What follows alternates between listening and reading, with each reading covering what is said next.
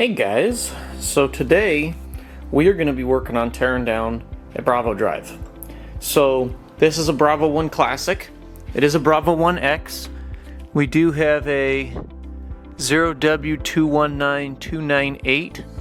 So this is not the 0W250,000 and above. So this is a little bit of an earlier drive. It is an X drive.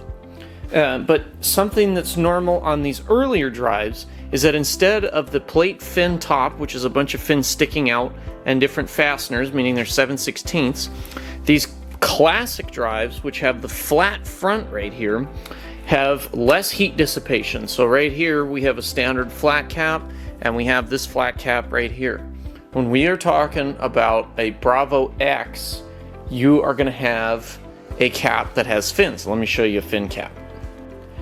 There's a Bravo X top cap that replaces these.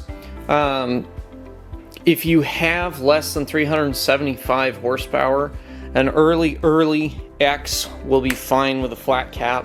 But if you're starting to make horsepower, your heat will not dissipate fast enough. Now, the problem with this drive, besides the fact that it has got the world's darkest oil, is that when we took out the plug, it's absolutely full of metal shavings. The customer is complaining that right now he is getting a noise as the drive runs. So more than likely we're going to find a damaged upper. So we're going to start taking this apart, kind of show you what we do. And if you guys need anything with your Bravos, we're to be happy to help. Now we're going to start on the upper to see what's wrong. 9 times out of 10, the break point in a Cruiser drive is the upper unit. Very rarely is it a lower unit. Lower units get damaged from impacts and strikes. Upper units get damaged by bad shifts. A bad shift can be, you're at the dock, you rev it up and forward, you go too fast forward, you bring the handle back and go reverse while the prop is still spinning forward, and it breaks a tooth off in the upper, because the clutch grabs instantaneously in a Bravo. They don't slip. So if that's the case, we're more than likely going to need an upper gear set. So let's walk you through taking it apart. Okay, so what we're going to be starting on is our top cover. Our top cover is held on by 4 3/8 12-point sockets. These are 20 foot-pounds. They shouldn't be that hard. When you see calcium staining like this, you see how nice and smooth this is, and the calcium staining right here? This calcium staining is from excess heat.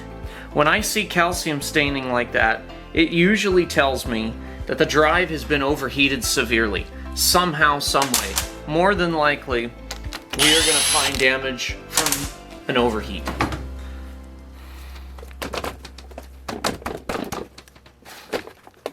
This won't even come apart. This is not normal. It's like the shaft is in the wrong. Usually, let me see if I can get a mallet. Let's pop this thing off. Normally these are not this hard on there. And this drive was filled with oil until a few minutes ago. So I'm wondering if a bearing failed. Ooh, we got chunks. So looking at here, I'm seeing no damage on the top cap. It is hot, but no damage. I'm seeing a piece of metal here and a piece of metal there. We're going to do an inspection of our thrust bearing here in a little bit. And I'm also looking at our centering bearing. I'm not seeing any damage to the upper thrust bearing or the inner bearing to center the shaft. Those two are fine. So the next thing we're going to do is we're going to take the front cover off. Now before you take the front cover off on any of these Bravo drives, unless you let them sit for like, 6-8 hours before you decide to take them apart, you will get oil coming out of the front. I like to reuse dirty rags if I can, just for the oil collection, knowing it's bad oil.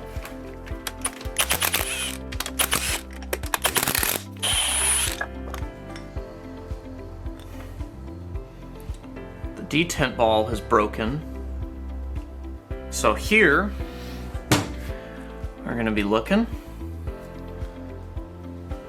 I'm going to set the fasteners down. I'm going to dump some excess oil out, and then we can see what we got. We have a lot of metal all in this corner, tons of metal. The other thing is, there's a piece right here, this ball, that should have a socket that it goes in, and it's missing. So let me see if I can pull the pieces out of here, because this is totally broken. I've never seen a shift detent broken like this before. Yeah, this is the shift detent right here. This detent is missing the top part of it. So this should be round and have the ball in it.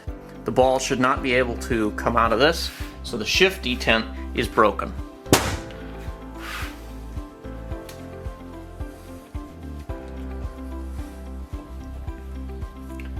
There's tons and tons of metal in here. There's metal everywhere.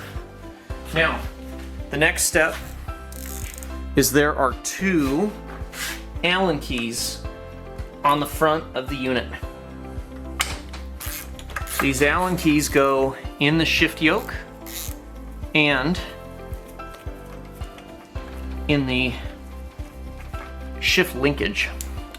So I'm going to pull that out. This one.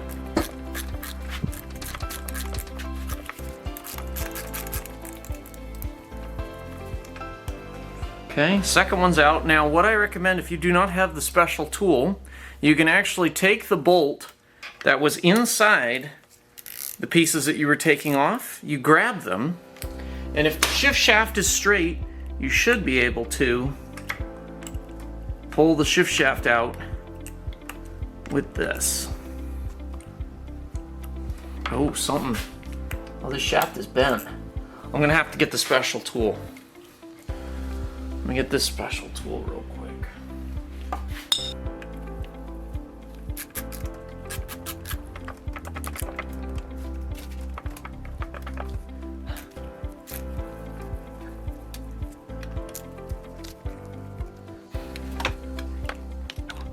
Man, the shaft's not coming out.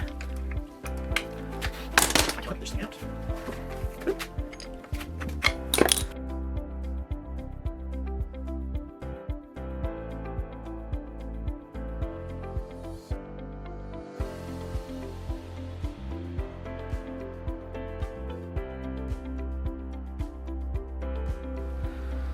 Okay, so now we're looking at shifters. Let me dump all the excess oil off of it. Okay, so when you're looking at a Mercruiser shifter, number one, you got to feel how free it moves, and this one is sticking right there. Something's kind of weird about that. The other thing we're looking for is the ramp right here. This goes against your gear set. This area right here goes against your clutch. Now I can feel a groove right there, right here, which I don't know if you guys can see that line or not, if I kind of reflect it. And then right here, this is not that bad. This is not that bad either, but we do have a big groove right here. So we may have been having a drive that didn't have a correct shift point. Now we'll be showing all these parts on the bench here in a little bit. Now next is to take the U-joint out.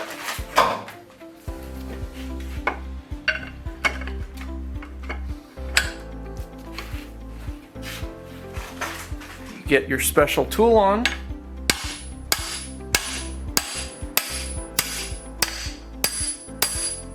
Okay. Pins on these do break. There is a difference between standard Bravos and Bravo X's in the carrier nut. One looks like a castle, the other is a pin wrench.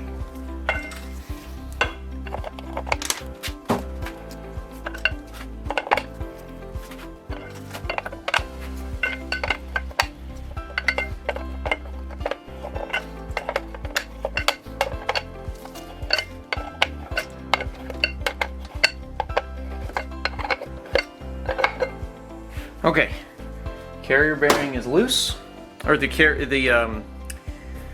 universal joint carrier's loose, and we should have a slip out.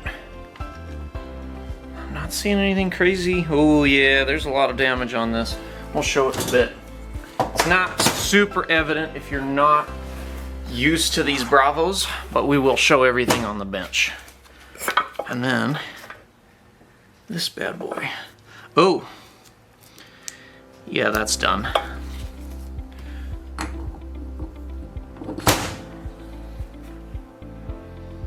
And there's tons of debris down inside the case.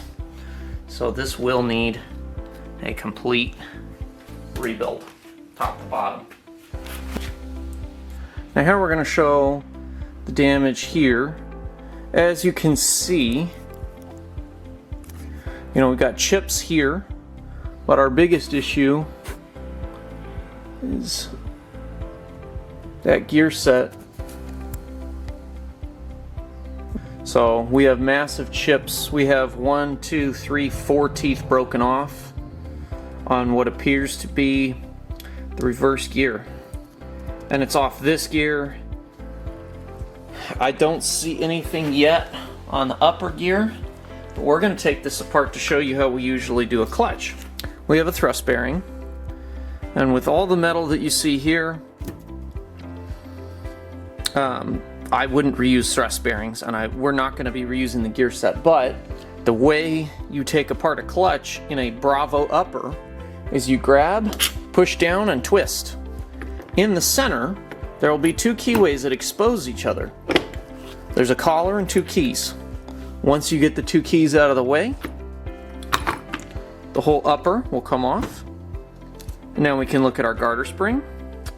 We can look at our thrust bearing for our garter spring and clutch, our clutch, as well as our pattern for the gear set. Now we're looking at this gear set right here, and there's something that I can tell went wrong in its life. I'm not really concerned about getting stuff in to the gear set right now because there's so much damage. It's gonna need, a complete rebuild. But let's look at this right here. Let's do an inspection. So on these gears, this one you can see has a lot of chips and such all across right here. What I want you to see is the minus sign right here. So this is a line right here indicating that this tooth right here is a minus, meaning if we look on the top right here, this is absolute flat right here. This is our bump for our shift yoke. It sits right here, and as you rotate, it pushes on this surface. Now, why is this surface important?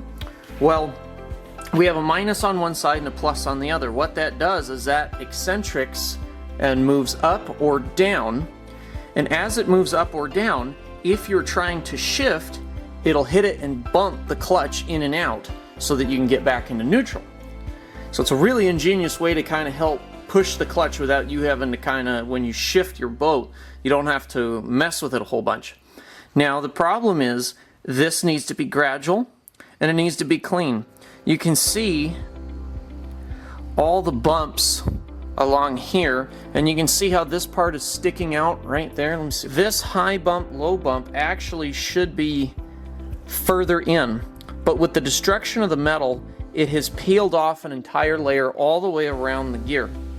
So this gear set is trashed. There's nothing left of it. There is an input gear to look at as well, but I wanted to show you this. That piece right there, see the little wear right there? That is where it's grabbing the clutch, because this will start going on an angle.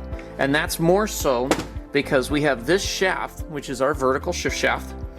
It is bent because it would not come out of this easily at all. So this, meaning our shift yoke, I can't even get to slide back in. Usually these should slide really easy and I can't get it to come out or go back in. So our shift shaft is bent, and so is our shift yoke. So looking at this drive overall, we're also going to be looking at our universal joint right here.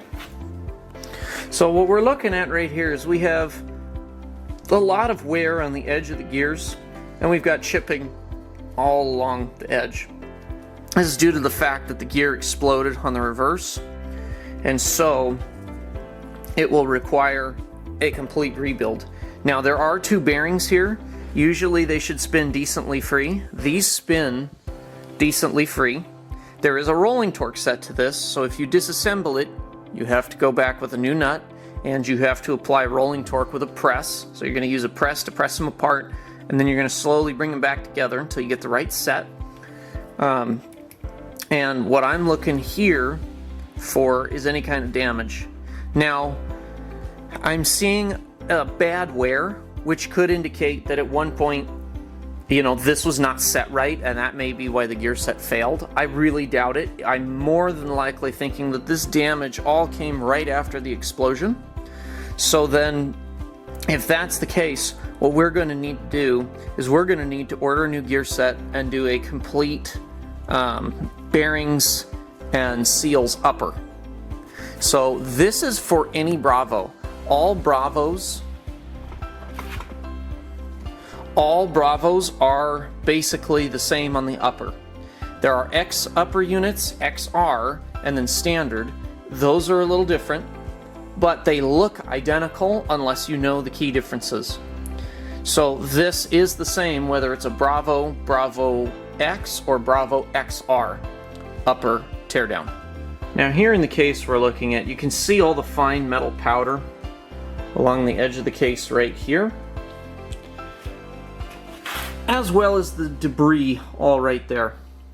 When something of this nature happens, we have to do an absolute complete teardown of the unit, regardless if there's anything wrong in the lower. There's probably going to be metal debris down there because all this stuff has been ground into powder. So we're going to need to take a look at the lower and do a complete rebuild on this unit.